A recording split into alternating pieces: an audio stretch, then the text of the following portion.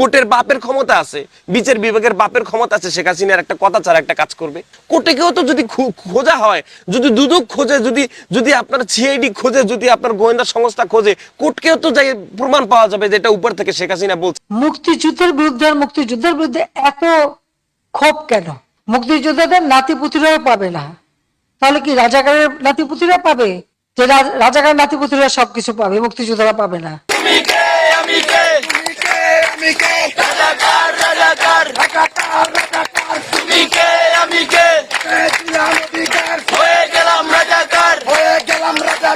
প্রিয় দর্শক, আসসালামু আলাইকুম।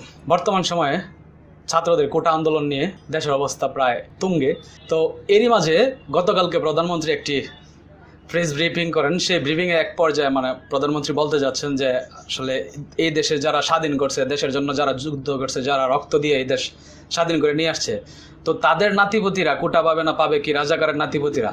তো এরকম একটা কথা বলার পরেই কিন্তু আবার ছাত্ররা যারা আপনার 24 ঘন্টার আলটিমেটাম দিচ্ছেন এবং যারা স্মারকলিপি দিয়ে রাষ্ট্রপতির কাছে স্মারকলিপি দিয়ে যারা 24 ঘন্টার আলটিমেটাম দিচ্ছেন, কিন্তু এই কথাটা শোনার পর রাত্রে আপনারা অনেকেই সোশ্যাল মিডিয়াতে দেখছেন, বা আমিও আপনারা যে ফুটেজটা দেখাইলাম, যে অনেকে এইটা বলার চেষ্টা করতেছে যে তুমি কে আমি কে, রাজাকার রাজাকার, মানে এরকম একটা স্লোগান উড়াইতেছে প্রত্যেকটা ছাত্ররা। সেই সাথে আজকে আপনারা জানেন জনপ্রিয় কন্টেন্ট ক্রিয়েটার এবং মোটামুটি সবারই পরিচিত মুখ কাফি ভাই নামে পরিচিত সোশ্যাল মিডিয়াতে।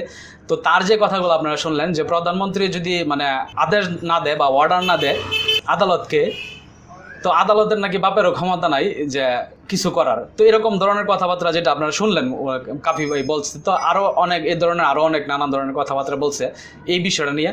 তো আমরা আসলে কথা বলতে যাচ্ছি না, সম্পূর্ণ কথাগুলো আমরা তার মুখ থেকেই শুনি, তাইলে হয়তো আপনারা সম্পূর্ণ বিষয়টা বুঝতে পারবেন আসলে কি বলতে চাইছে বা কি বলার চেষ্টা করছে। Awami government on say this flag and this country only for Awami League.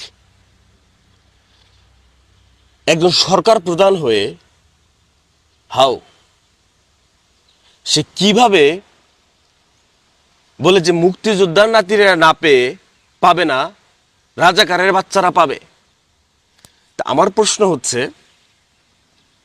যারা যুদ্ধ করছিল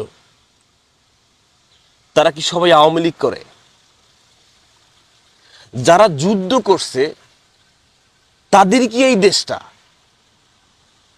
না, যারা যুদ্ধ করে নাই সেদিকে যাব না, তারপরের যে প্রজন্ম যুদ্ধের সময় ছিল না যারা, এর পরের যে প্রজন্ম, তাদের কি এই দেশ না? তাদের কি এই ফ্ল্যাগ না? Now have a question, who are you? Discuss in this topics. I'm a general people in Bengali. I'm a general people in Bengali. I have rights. Discuss my country, criticize, visit, feelings, thinking in this country because its rights given my constitution. আমার সংবিধান তো আমাকে দিছে এই দেশকে নিয়ে ভাবনা চিন্তা করার, আলোচনা সমালোচনা করার, এটা তো করতে পারবো আমি একজন বাঙালি হিসাবে। আপনার ডিকশনারিতে পাঁচাটা সুযোগ নাই। বাসলে গাজী, মল্লে শহীদ, সাদাকে সাদা কালোকে কালো বলতে হবে, পাঁচাটা সুযোগ নাই। একজন সরকার প্রধান হয়ে সে কিভাবে বলে যে আন্দোলন করতে আসে, আন্দোলন করতে থাকুক, এবং 18 সালে যখন যিনি কোঠা সংস্করণ করলো সেটা সে বিরক্ত হয়ে করছে। তার মানে কি এটা দাঁড়ায় না যে this country only for Awami League? এটা তো পরিষ্কার যে এই দেশটা শুধুই আওয়ামী লীগের। তাহলে আওয়ামী লীগ ছাড়া যারা সাধারণ মানুষ আছে, আওয়ামী লীগ ছাড়া যা বিএনপি আছে, জামাত আছে, শিবির আছে, অন্য অন্য ধর্ম, অন্য অন্য যারা পলিটিক্স করে, এদেরকে সবাইকে আউট অফ কান্ট্রি করে দেন। এদের তো বাংলাদেশে থাকারই অধিকার নাই।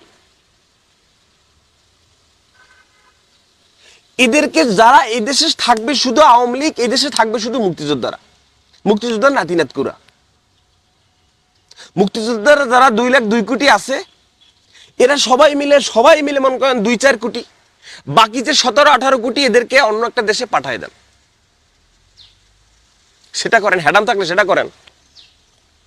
বাকি 17-18 কোটিকে সেটা করেন, হেডাম থাকলে সেটা করেন, অন্য দেশে পাঠায় দেন, তখন ঠেলা বুঝবেন, তখন ঠেলা সামলাইতে চাইবেন। একজন সরকার প্রধানের মুখ থেকে এভাবে কথা কিভাবে হয় যে আন্দোলন করতে আছে, আন্দোলন করতে থাকবে, আন্দোলন করতে থাকুক, কিন্তু নৈরাজ্য, তোমার হচ্ছে গিয়া পুলিশের উপর হামলা, তোমার হচ্ছে গিয়া এরকম ওই নৈরাজ্য করলে পুলিশ তো আর বসে থাকবে না, তার আপন গতিতে চলবে। তা আন্দোলন তারা আদায় করছে, আন্দোলন করে আবার চলে আসবে, আদায় আদায় হবে না, তারা ফল পাবে না, সেজন্য তারা মাঠে নামছে। ছাত্র আন্দোলন তারা কোটা সংস্করণ চায়, তারা এখন যে পর্যায়ে গেছে কোটা বাতিল চায়। 18 সালে আপনি নাকি একজন সরকার প্রধান, তিনি বিরক্ত হয়ে এটা সংস্করণ করছে, নরমালি করে নাই। মেধার ভিত্তিতে, মেধার জন্য চাকরি পাবে, সবাই পাবে, এখানে কোটা কেন থাকবে? এখানে কোটা কেন থাকবে? তার মানে যারা মুক্তিযুদ্ধ করছে, যারা যুদ্ধ করছে, যারা যুদ্ধ করছে, তারা কি তাদের ছেলে মেয়েদের তারা কোটা পাওয়ার জন্য যুদ্ধ করছে নাকি দেশ স্বাধীন করার জন্য যুদ্ধ করছে? তাহলে তারা দেশ স্বাধীন করলো কিভাবে? এটা তো আবার যুদ্ধ করতে হবে। যারা যুদ্ধ করছে, মুক্তিযোদ্ধা, কোটা কোটা পাওয়ার জন্য তারা যুদ্ধ করছে, ওকে ফাইন। তাহলে এখন যে বাকি যে মানুষগুলো আছে, যুদ্ধের পরে যে মানুষগুলো বংশ বিস্তার হয়েছে বা যুদ্ধের সময় যুদ্ধ করে নাই, করার মতো অ্যাবিলিটি ছিল না, যারা বাচ্চা ছিল, যারা প্যান পরতো, প্যানও যারা পরতো না, যারা একদম বাচ্চা ছিল, তো তাদের জন্য তো যুদ্ধ করে নাই, তারা তো পরাধীন। তা তাদের তখন আবার যুদ্ধ করতে হবে, তাদের ফ্যামিলি, তাদের রিলেটিভ, তাদের কাজিন, তাদের ছেলে মেয়ে তো আবার যুদ্ধ করতে হবে চাকরি পাওয়ার জন্য, কোটা পাওয়ার জন্য। কারণ তারা যারা যুদ্ধ করছিল, তারা যুদ্ধ করছে কোটা কোটা ঠিক রাখার জন্য। এখন যারা সাধারণ মানুষ আছে, যারা যুদ্ধ করে নাই বা যুদ্ধের সময় জন্মই হয় নাই, বা যুদ্ধের সময় বাচ্চা ছিল, যুদ্ধ করার মতো মাথায় ধরে নাই, বাচ্চা আ আ আ করতে আছে, কথাই বলতে পারে না, তো তাদের তখন কোটার জন্য যুদ্ধ করতে হবে। একজন সরকার প্রধান থাকবে নিরপেক্ষ। পৃথিবীর কোন দেশে আছে এরকম কোটা? সরকার প্রধান, তার সরকার, তার দল থাকবে, ঠিক আছে, সব মানুষকে মিলিত তার চিন্তা ভাবনা করতে হবে, এখানে কোটা কেন থাকবে? সেই জায়গায় আইসা যদি বলে যে মুক্তিযোদ্ধার নাতি নাতকুরা কোটা পাবে না, পাবে কি রাজাকারের বাচ্চারা? তা আন্দোলন যারা করতেছে, যে প্রশ্ন করছে, প্রশ্নর প্যাটার্নে যদি কথা আসেন যে আন্দোলনকারীকে প্রধানমন্ত্রী রাজাকার বলে নাই, যারা রাজাকার যারা রাজাকার ছিল তাদের নাতি নাতকুরদের রাজাকার বলছে, ওকে ফাইন। সেই হিসাবে যদি যান, তাহলে আন্দোলন যারা করতেছে তারাও তো রাজাকার,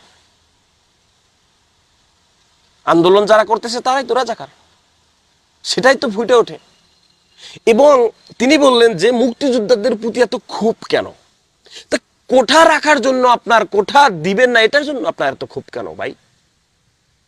ওই সময় 18 সালে বিরক্ত হয়ে করলেন, এখন করতেই চান না, কোর্টের উপর ছেড়ে দেন। কোর্টেকেও তো যদি খোঁজা হয়, যদি দুদক খোঁজে, যদি আপনার সিআইডি খোঁজে, যদি আপনার গোয়েন্দা সংস্থা খোঁজে, কোর্টকেও তো যাই প্রমাণ পাওয়া যাবে যে এটা উপর থেকে শেখ হাসিনা বলছে, সরকার প্রধান বলছে যে এইটা এইভাবে হবে, এইভাবে হবে। যদি খোঁজা হয় এটাই পাওয়া যাবে। কারণ শেখ হাসিনার ফেলো ছাড়া কি কোনো কিছু হয়?